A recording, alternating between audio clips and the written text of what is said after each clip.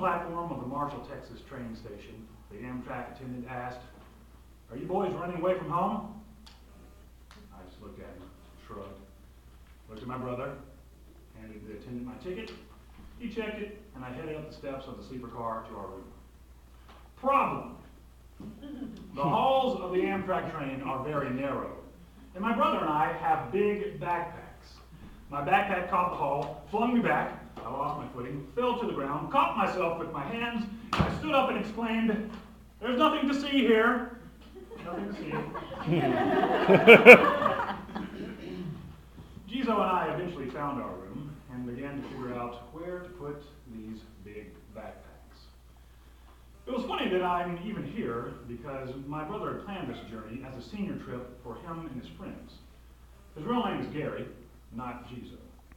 He got the nickname because when he was 3 years old, he was playing with his Teenage Mutant Ninja Turtles, and he became frustrated because he just couldn't get Michelangelo to stand up.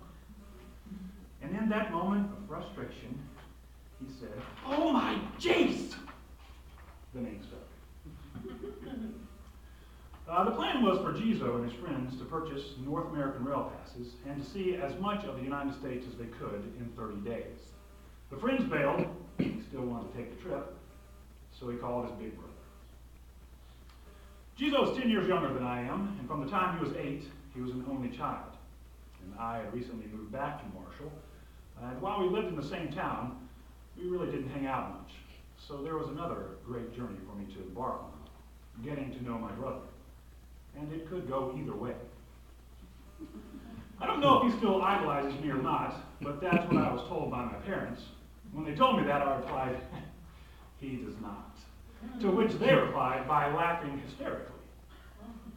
I guess I was hoping that he didn't idolize me because I'm a little ashamed of the way that I treated him when we were younger. Once when I was playing ping pong with my friends, Geezo was hovering around the table and annoying me, as usual.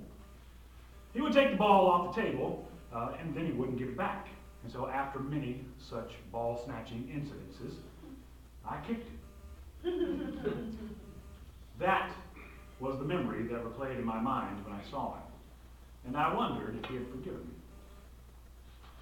A few days into our trip, after we'd been out sightseeing in San Francisco, we went back to our hospital to get our bags. And while we were there, I saw a very different side of my brother. Geezo played football, basketball, and ran track in high school. The public image he portrayed was very tough and macho. So I was surprised and a little impressed as I watched him help an elderly woman find a locker and open it. She didn't speak English very well, so it took a great deal of effort on his part to help her. I realized as I watched the scene unfold that he was a quiet and loving guy. As we continued up the West Coast, the train stopped in a small town in Oregon. Geezo and I got off the train to stretch our legs a little bit and look at local trinkets in the gift shop. A little while later, I got back on the train and headed up to our room. My brother wasn't there. I ran back down the steps to the door of the sleeper car just as the attendant was closing it. "My brother hasn't made back yet." "Sorry, you can't wait." No, can we call someone or something?" "Sorry, there's nothing we can do if he doesn't get back to the train on time." The sweat began to roll down my forehead. My stomach began to turn. I was just now getting to know my brother. I can't lose him now. Do I get off the train and search for him? If I do, then we'll lose our bags. All of our money and possessions are in those bags. Neither of us had a cell phone, so I couldn't call him. What was I going to tell my mother? I was a little panicked. Sweat began to run down a little faster down my face now. I was breathing heavily. And then I realized, hey, I guess this means I love my brother. The train whistle blew, snapping me back into the moment. I could leave the bags. It was just money, but I was not leaving without my brother. I stepped off the train. Just then, my brother comes running out of the gift shop. I yelled to him, "Come on!" He began to run faster and faster towards the train, in a scene very much like one of those old black and white movies. We began to run up beside the door of the train, and we hopped on just as the train began to roll out of the station. "You almost missed it," the train attendant said. We nodded in agreement. As we walked up the steps to our room, I asked, "What happened?" "I was just looking at the gifts in the gift shop." "You didn't realize what time it was?" "Not till the whistle blew." "Huh. You almost got left." "I know. That was pretty scary." "Yeah. But it was pretty cool." Yeah. While we were traveling, it seemed Geezo could always tell when I was having a bad day. And in those times, he would try to entertain me by imitating our mother. "Mac, are you feeling all right? You want to go to the dining car and get something to eat? You're going to feel better if you get something to eat." "No." "Well, what's the matter?" "Nothing." "Are you sure? Are you sick?" He feels my forehead. "Oh, you are warm. Do you need some soup and a blanket?" "No, I'm okay." "It'll make you feel better."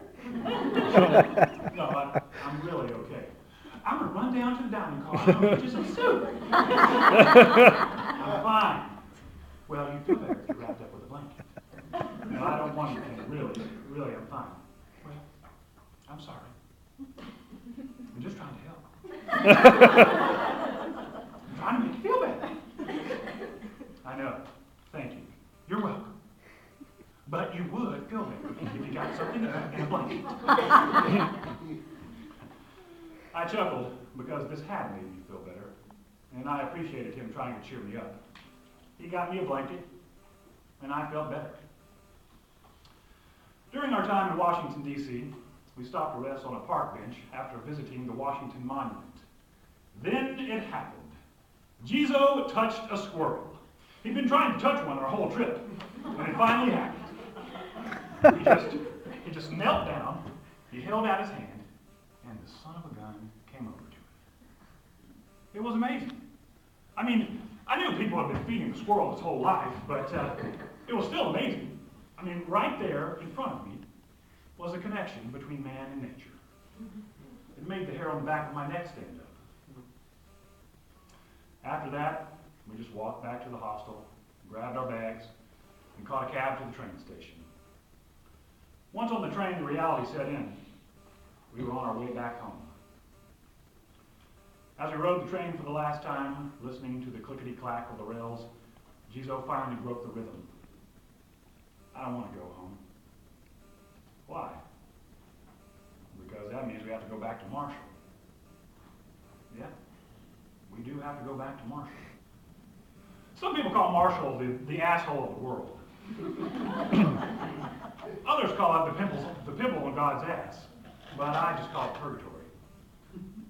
We arrived in Marshall about an hour behind schedule. But hey, it's the train. You don't take the train to be on time. Geezo was not excited to be home, but we both knew our trip wouldn't last forever. We decided to walk home from the train station because that seemed the perfect way to end our trip. And as we walked, I smiled because I was glad his friends had bailed.